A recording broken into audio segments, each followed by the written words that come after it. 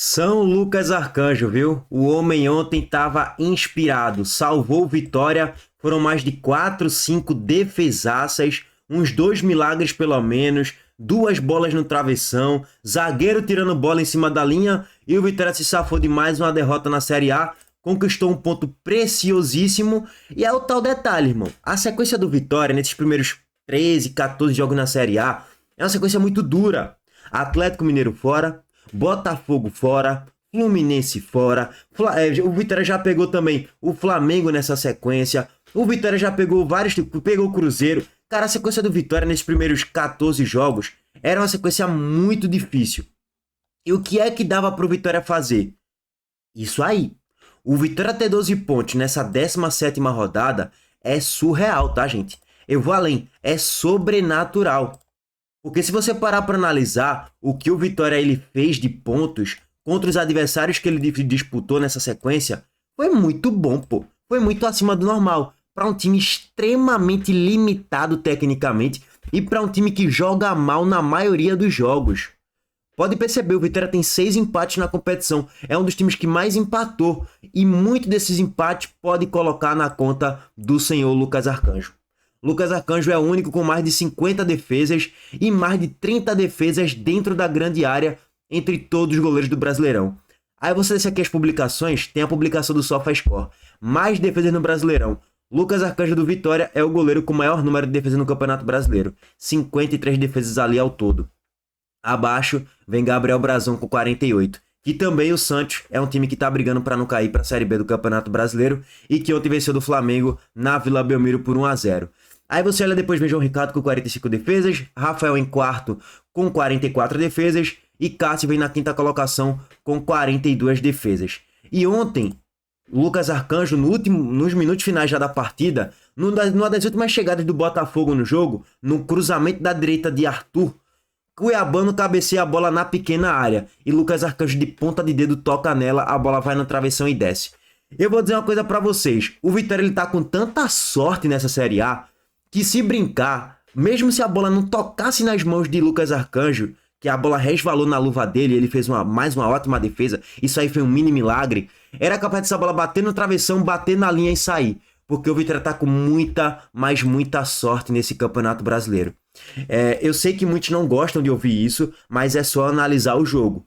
O volume de jogo que o Botafogo teve, as chances claras criadas, os gols desperdiçados, os milagres de Lucas Arcanjo e as bolas no travessão. Então assim, não dá pra falar que o Vitória ontem fez um grande jogo.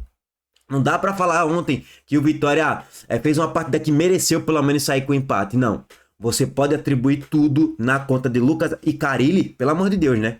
Alguém aqui vai atribuir méritos ao grande trabalho de Carille, falar que o Vitória tá no caminho certo? Não. Eu sei que o momento agora, pro torcedor do Vitória, não é de ficar cobrando muito Carille, não é de ficar cornetando o Carille, não é de ficar criticando a defesa e achar que o time vai cair pra Série B. Não é isso exatamente. Mas eu acho que vale a pena trazer essa reflexão, um contraponto do que a mídia do Vitória está falando nesse momento. Que eu nem sei exatamente o que estão falando, mas eu sei que o momento agora para a torcida do Vitória é de apoio, apoiar o grupo de jogadores. Eu entendo e concordo.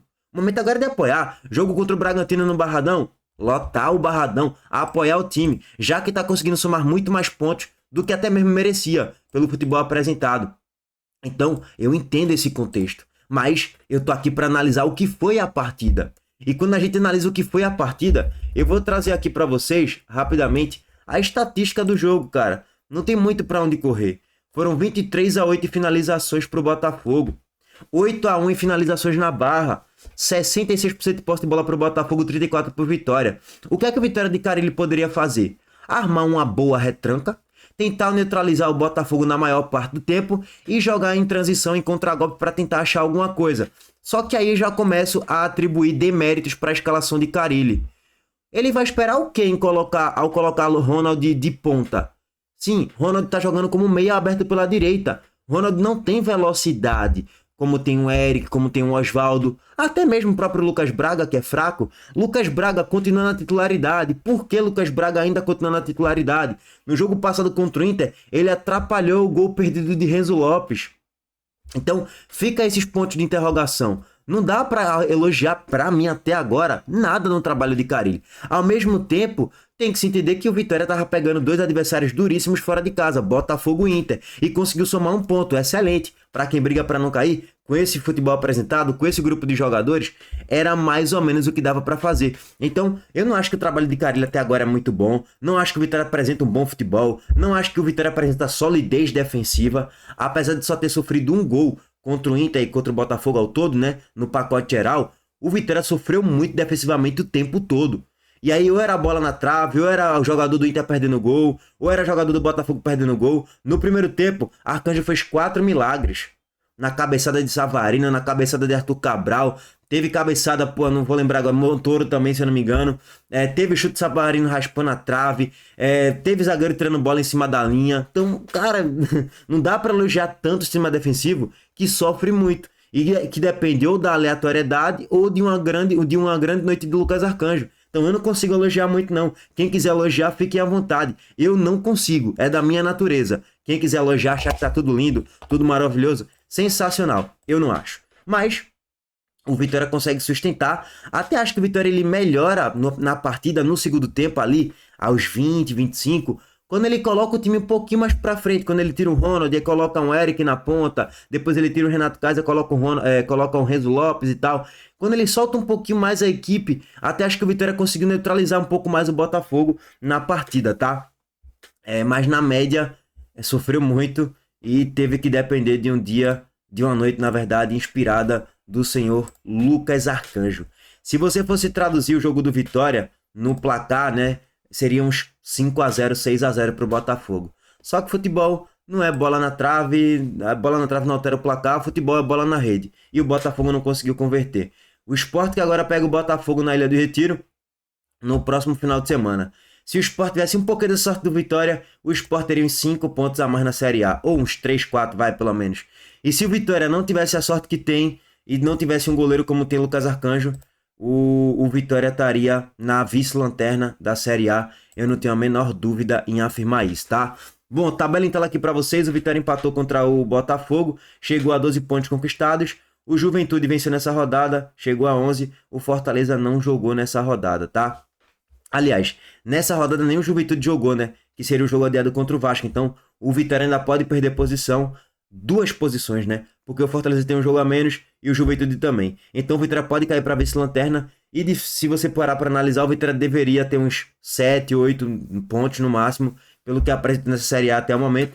Mas a sequência é difícil, o time é limitado, então a campanha do Vitória até agora, ela é muito, mas muito boa, tá? Diante de todo o contexto que eu já esclareci aqui durante o vídeo.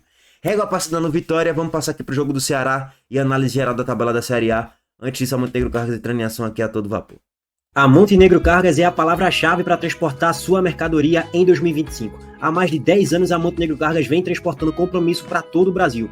Com as modalidades de entregas fracionadas, expressas e dedicadas, vem oferecendo sempre o melhor serviço e detalhe, por um precinho justo. Além disso, a Montenegro Cargas é uma das poucas do Brasil a incluir prazo de entrega em proposta para vários trechos do contrato, garantindo confiança, eficiência e transparência em cada entrega. Essa é a Montenegro Cargas transportando compromisso. É carga, viu, pai? Bom, rapaziada, Ceará. O Ceará perdeu ontem contra o Corinthians 1-0. E assim, não é nenhuma grande surpresa o Ceará ter perdido ontem. E a sequência do Ceará, a sequência mais difícil já começou. O Ceará, ele pegou recentemente, né? Pegou o Fortaleza no Clássico Rei, aí beleza, venceu. Antes disso, o Ceará já tinha pegado o Palmeiras, pegado o Atlético Mineiro, na verdade, e já tinha perdido no Castelão. Aí beleza, pegou agora o Corinthians no Castelão e perdeu. O Ceará agora vai pegar ainda o Flamengo, que é o líder da Série A. O Ceará vai pegar o Cruzeiro, que é vice-líder da Série A e hoje pode ser líder se ganhar do Fluminense. O Ceará ainda vai pegar nessa sequência aí, só para passar aqui para vocês. O Mirassol, que tá ali na 11ª colocação, beleza, vai pegar um Internacional fora. E o Ceará ainda vai pegar nessa sequência o Palmeiras, né? Acho que o jogo é até lá no Allianz Parque. Deixa eu só confirmar aqui com vocês. O último jogo é contra o Palmeiras no Allianz Parque. Então assim, o Ceará vai para a sequência nos próximos 5 jogos duríssima, que a tendência é que o Ceará some ali, e ainda tem um Fluminense no Maracanã, né? A tendência é que o Ceará some ali seus 3, 4 pontos nos próximos 15 que vai disputar. É analisar o futebol que o Ceará joga e o elenco que tem. O elenco é de extrema limitação também. é o 10º colocado com méritos, mas venceu apenas de times que estavam em crise, né? Sport, Vitória, Fortaleza, Vasco e Grêmio. Então, ontem fez um jogo contra o Corinthians, que assim, o time do Corinthians não é ruim, o time do Corinthians é bom e é melhor do que o do Ceará. E olha que não tinha Memphis Depay, não tinha Yuri Alberto na escalação do time titular, e isso aí já faz uma boa diferença pro Corinthians, né? Pro Corinthians, no caso.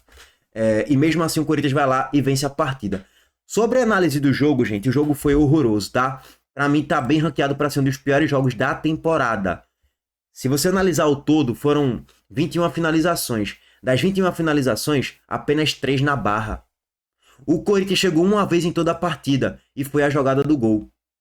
Quantas finalizações o Ceará deu até os 75 minutos de jogo? Até os 30 minutos de jogo da partida? No gol, o Ceará não tinha finalizado uma bola na barra.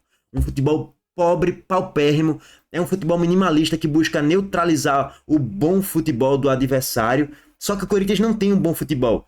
Então assim, um futebol ruim do Corinthians contra o futebol ruim do Ceará, que busca anular um futebol bom, vai ser um jogo horroroso. E foi isso que aconteceu. O Ceará às vezes consegue marcar pressão, roubar a bola, achar um golzinho ali, numa bola parada, numa coisa ou outra, e conseguir vencer as partidas. Mas o Ceará não vai praticar um bom futebol. Com esse elenco nem dá pra jogar um grande futebol também. E Léo Condé é um técnico mais reativo mesmo, é mais retranqueiro. E aí beleza, a estratégia de cada treinador. Eu não sou muito fã do modelo de jogo assim, de jogar na retranca, mas é o que dá pra fazer pra times limitados que brigam pra não cair. Paciência, tá? Isso não é uma crítica a Léo Condé, não. É mais ou menos o que dá pra fazer com esse elenco. Bom, Pedro Raul não jogou, faz diferença a ausência dele.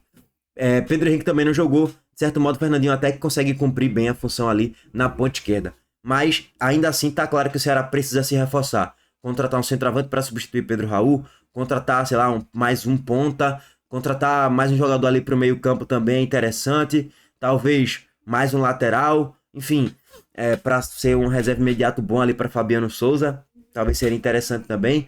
Mas assim, sobre a partida de ontem, gente, o jogo para mim foi muito ruim. Primeiro tempo ridículo, pobre, paupérrimo das duas equipes, não saía nada nem do Corinthians nem do Ceará. E o segundo tempo, a única grande jogada da partida foi no golaço do Corinthians. Que a bola sai sendo construída de pé em pé, passe para lá, passe para cá, triangulação, letra, tal. Bola longa para Carídio, ele ganha no duelo, na dividida, na velocidade, ganha do jogador do Ceará, dá o tapinha na linha de fundo, cruza na grande área, e aí tem a falha do goleiro do Ceará e de Marlon, a bola sobra para Thales Magno fazer 1-0, e o Ceará perde para o Corinthians. Bom resultado para o Corinthians esse, né? Ceará que subiu 2 posições e está agora na 9ª colocação com 19 pontos. Bom, além desses jogos, né? Ontem teve Mirassol e Palmeiras, 1-1 no Allianz Parque. O Mirassol nesse momento é o 11º colocado com 18 pontos conquistados. Excelente campanha do Mirassol até o momento, não tem muito que se contestar. O Santos venceu do Flamengo por 1-0 com um bonito gol de Neymar. Ele recebe o passe dentro da grande área, domina de costas, gira na marcação do Flamengo e finaliza na saída de Rossi. Acho que Rossi não foi muito bem no lance e para mim a zaga do Flamengo foi muito frouxa, permitindo Neymar pintar e bordar. E se tu vai permitir Neymar pintar e bordar, dar espaço para Neymar, tu tá pedindo para tomar tromba. E foi isso que aconteceu. O Santos agora é o 13º colocado, com 14 pontos, abrindo 2 pontos de distância da zona do rebaixamento. Detalhe que o elenco do Santos não é elenco para cair para a Série B, não é nunca para cair para a Série B, não. Tu pode falar, Heitor, pode ser que seja um elenco para briga para não cair, meio de tabela, beleza. Agora, para cair não é. No mundo hipotético, se o Santos jogar o máximo que dá com cada jogador, o Santos não cai nunca para a Série B. O time que tem Neymar, Barra Real, Tassiano, Tiquinho Soares, e olha que esses dois que eu acabei de citar nem estão em boa fase. David Washington, Diego Pituca, Gabriel Brazão, que é um ótimo goleiro. Esse time não cai, pô. Não cai. Laser não cai. Pode ser até que brigue para não cair ao término da temporada, fica ali em 15º, sei lá, mas para cair não cai. Agora, isso não é garantia nenhuma que não vai cair também, né? Só no papel tu tem um time ok, bom, suficiente para não cair, né? Bom, e tem goleiro, né? Tem goleiro milagreiro, coisa que o Sport não tem. Aí eu já linko o Sport, né? O Sport nem tem sorte, nem tem goleiro milagreiro. Aí paciência. Bom, excelente resultado pro Santos. E assim, a rodada como um todo ela é espetacular pro Cruzeiro, né? Que viu o Flamengo perder, que viu o Bragantino empatar, que viu o Palmeiras empatar, que viu o Botafogo empatar em casa e contra times que teoricamente brigam para não cair. O Bahia ganhou, mas o Bahia não vai ser um time que vai brigar pelo título e tal. E a rodada foi boa pro Bahia também, né? Porque essa galera que tá próxima do Bahia, todo mundo tropeçou. Então, assim, a rodada pro Bahia e pro Cruzeiro no Campeonato Brasileiro foi muito boa, tá? Não sei o que o Cruzeiro vai arrumar hoje contra o Fluminense, lá no Maracanã. Aí aguardar o desenrolar da partida. O Bragantino empatou contra o São Paulo por 2-2, segue ali na terceira colocação. E o São Paulo segue na briga para não cair na 16ª posição, tá? Bom, esse é o apanhado geral da 14ª rodada da Série A. E é isso. Tamo de volta mais tarde. Deixa o like no vídeo, se inscreva no canal e ative as notificações. Valeu, gente. Tamo junto.